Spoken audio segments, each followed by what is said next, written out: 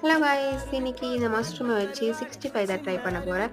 First ஒரு பவுலில் பார்த்தீங்கன்னா இந்த மஷ்ரூம் எல்லாம் கொட்டி மேலே இருக்க ஸ்கின்னெல்லாம் ரிமூவ் பண்ணிவிட்டு நல்லா 5-6 வாட்டி வாஷ் பண்ணிகிட்டே இருந்தேன். ஏன்னா அது கலர் சேஞ்ச் ஆகவே அவ்வளோ தண்ணி அழுக்காவே வந்துட்டு இருந்துச்சு. அதனால் நல்லா 5-6 வாட்டி கழுவிட்டு, இது ஃபஸ்ட்டு வாட்டி தான் கழுவுனேன். மற்ற வாட்டி கழுவுறதெல்லாம் காட்டல, ஏன்னா டைம் இல்லை வீடியோவில் காட்டுறதுக்காக. எல்லாத்தையும் நல்லா கழுவி தனியாக எடுத்து வச்சுட்டு நான் 2 ஸ்லைஸாக கட் பண்ணேன். நான் இந்த ஷேப்பில் தான் கட் பண்ணி போட்டுக்கிட்டேன்.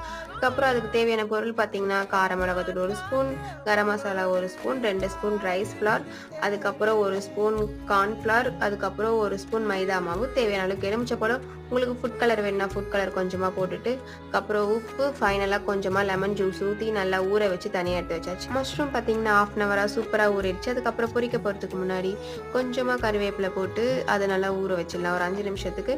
அதுக்கப்புறம் ஒரு கடாயில் கொஞ்சமாக எண்ணெய் ஊற்றி எண்ணெய் நல்லா ஹீட் ஆகிட்ட பிறகு இந்த கலவி அதில் கொஞ்சம் கொஞ்சமாக பொரிச்சு ஒரு ஹாட் பாக்ஸில் எடுத்து வச்சுட்டேன். இப்போ சேனல் பார்க்கலாம், சப்ஸ்கிரைப் பண்ணுங்கள், லைக் பண்ணுங்கள், மறக்காமல் கமெண்ட்